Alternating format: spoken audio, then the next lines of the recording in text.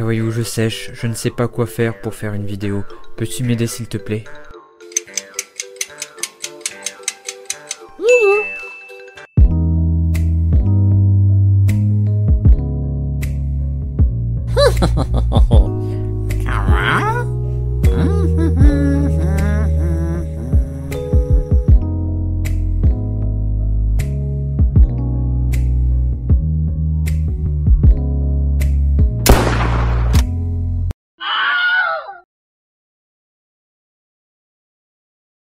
Aidez-moi, j'ai mal.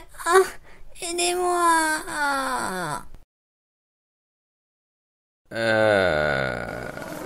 Ok... Oh c'est bon. Et puis j'aime pas Spider-Man. Bonjour à tous et bienvenue dans cette nouvelle vidéo où on va encore détruire des enfances car nous allons nous attaquer à Spider-Man et voir scientifiquement parlant s'il est possible d'avoir un tel pouvoir et un tel héros dans notre monde. C'est ce que nous allons voir maintenant dans Science Sci-Fi. C'est parti, générique.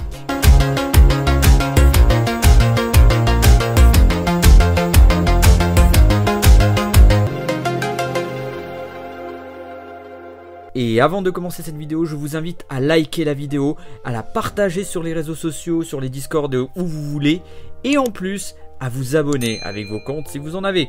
Et je vous dis aussi autre chose, si cette vidéo marche, vous aurez d'autres vidéos de ce style. Voici une petite miniature, en fait secrète, avec chacun des personnages que je pourrais démonter via la science. Donc, à vous de voir. Et à vous de liker et de partager, je compte sur vous, ne me décevez pas. Ah, Spider-Man, Spider-Man, tan tan tan, Spider-Man. Depuis plusieurs décennies, ce héros est partout dans la pop culture.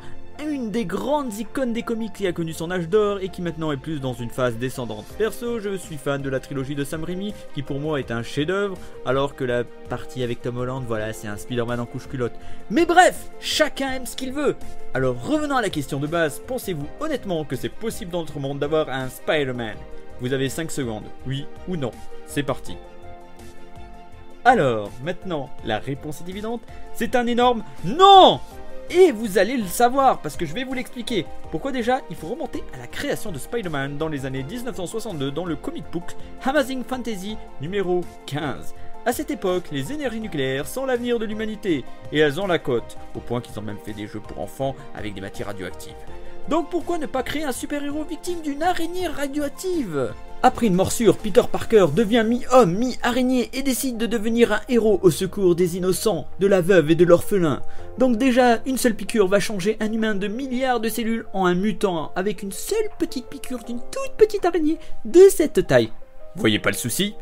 Pour info, les sacs à venin ne contiennent que quelques millilitres de venin, donc pour couvrir un corps d'un individu quasi proche de sa taille adulte, c'est scientifiquement pas possible. De plus, il faudrait en plus que l'araignée soit assez radioactive pour provoquer un changement dans l'ADN de sa victime.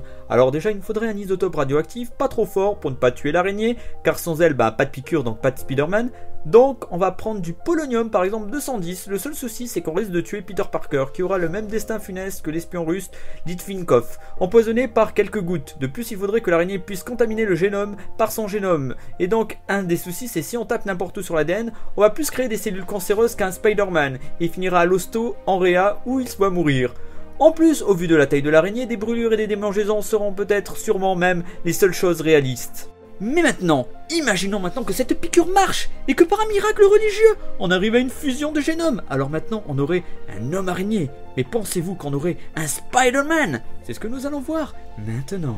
Tout d'abord, dans ce genre d'hybridation accidentelle, on n'aura pas une sélection de gènes des plus agréables. Alors déjà, il risque d'avoir une paire de yeux en plus, minimum. Oui, ça devient déjà assez dégueulasse et assez film d'horreur.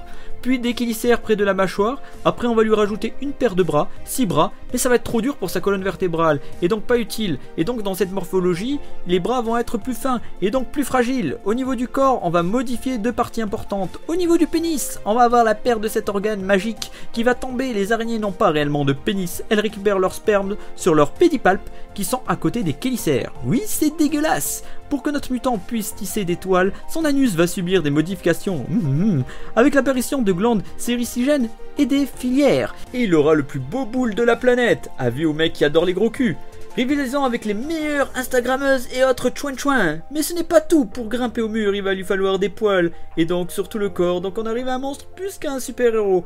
Flippant et moche. En plus, certaines araignées ont des tendances homosexuelles, Adios Mary-Jane Watson et bonjour messieurs, tant mieux. Ce n'est pas tout, pour se nourrir, elles ont besoin de liquide, donc soit Spider-Man devra liquéfier ou broyer en milkshake sa nourriture, ou la transformer en vomissant dessus. Comme quoi des fois, parler de science-fiction, ça reste de la science-fiction et pas de la science. Il vaut mieux éviter que la science s'en mêle car ben voilà, ça détruit les enfances. Bref, cette vidéo est terminée. Likez, partagez, je vous fais confiance et à très vite pour de nouvelles vidéos. Prenez soin de vous et à la prochaine.